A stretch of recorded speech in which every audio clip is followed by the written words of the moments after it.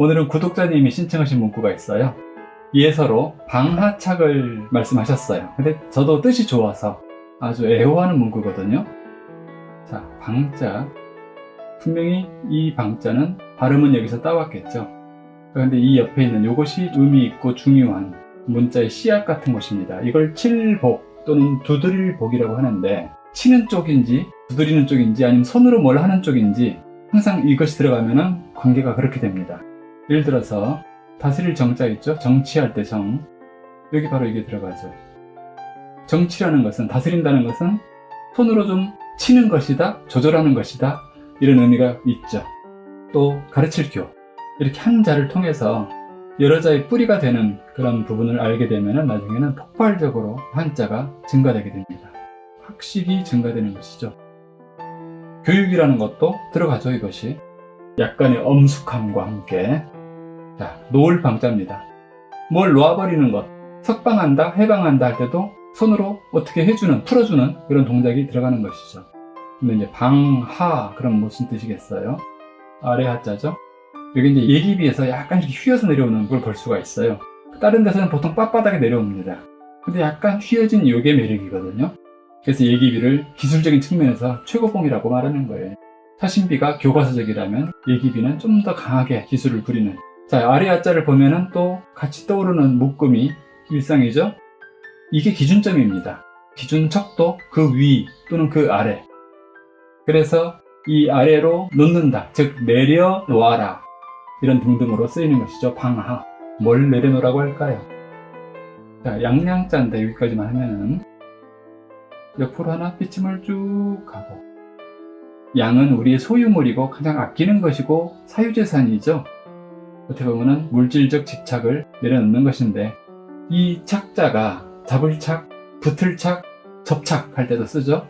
근데 가장 많이 효과적으로 쓰이는 것은 집착입니다. 집착을 내려놓는 것이죠. 잡을 집, 집착.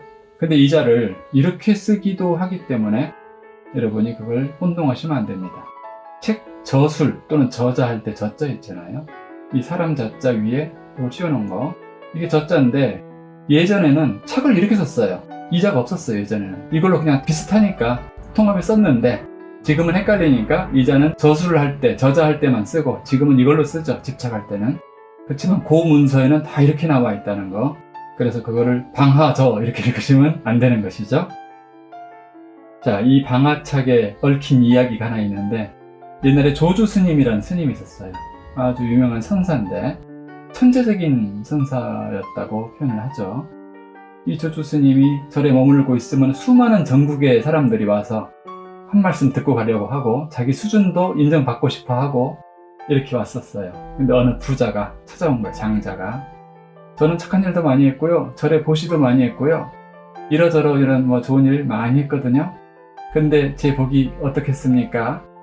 라고 물어본 거예요. 이 장자가. 장자라는 것은 기본적으로 좀 부자를 뜻합니다. 사업가라고 할까요? 그랬더니 그때 조주 스님이 얘기한 것이 바로 방하착, 내려놓으시게, 이런 뜻이에요. 그러니까 이 사람이 응? 그런 거예요. 내려놓으라니요? 하면서 사실은 옆에 선물을 잔뜩 들고 왔거든요. 이만한 먹을 거, 또 이쪽에는 이만한 차라든가 이런 것도 이만큼 들고 왔어요. 내려놓으려니까 하나를 내려놓은 거예요. 그랬더니 또 방하착. 그래서 또 양쪽 다 내려놨어요. 그래도 또 방하착 그러는 거죠. 그래서 아니, 이제 뭘 더 내려놓으라는 겁니까? 하고 물었더니 내려놓기 싫으면은 들고 가시게나, 그러는 거예요. 여기서 얘기는 끝나요. 조주 스님은 항상 그렇게 묘한 암시와 그런 것을 넣어서 언어를 사람들의 의식 밖으로 확 던지기를 좋아했었죠. 그게 이제 유명한 말이 돼서 많은 사람들이 이 말을 쓰게 됐는데, 또 한 가지 이야기가 있습니다. 어느 스님이 산길을 걷고 있었어요. 산보를 중인데 어디서 비명소리가 들리는 거예요. 사람 살기 시원한 비명소리. 그래가지고 뭔 일인가 하고 봤더니 이만한 벼랑이 있는데, 벼랑길에 나무가 하나, 비탈에 이렇게 기울어진 나무들이 있죠. 이렇게 가지를 뻗고 있는데 어떤 사람이 여기 매달려 있는 거예요. 간당간당. 굉장히 위험하겠죠? 근데 보니까 소경에 눈먼 사람, 아마도 산길을 가다가 발을 헛디딘 거죠. 그래가지고 사람 살리라고, 여기 이제 떨어지면 놓치면 죽는다 이거죠.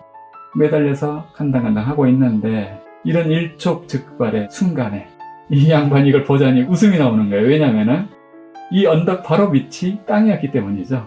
즉 여기서 여기까지는 50cm밖에 안 되는 거예요. 근데 발이 닿지 않으니 이 소경 입장에서는 한없이 무서운 낭떠러진 것이죠. 자기 인생 끝나는 줄 아는 것이에요. 그래서 이 스님이 그랬죠. 그 작은 걸 내려놓으시게나 라고 말했는데 한자로는 방아착이 들어가는 것이죠.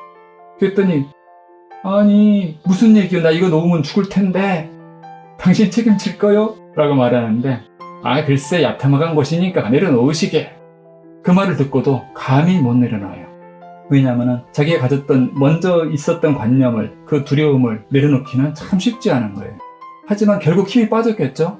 쿵 마음을 내려놓고 손마저 내려놓으니 떨어졌지만 당연히 다친 데 없겠죠. 너무 낮은 곳이니까. 떨어지고 나서야 자기가 얼마나 허무하게 공포심을 가졌는지 집착을 가졌었는지를 알게 된 거예요. 어라 하면서 헛웃음이 나왔죠. 자, 우리는 이 소경을 보고 그런 쓸데없는 걱정을 하는가라고 생각할지 모르겠지만 이게 우리 삶을 보여주는 것이기도 하죠. 우리가 어떻게 보면은 이 소경적인 측면과 다름이 없는 것이 많이 있죠. 우리의 애착들이 얼마나 많습니까? 이 집착이라는 것은 애착도 집착이에요. 뭘 사랑하는 거.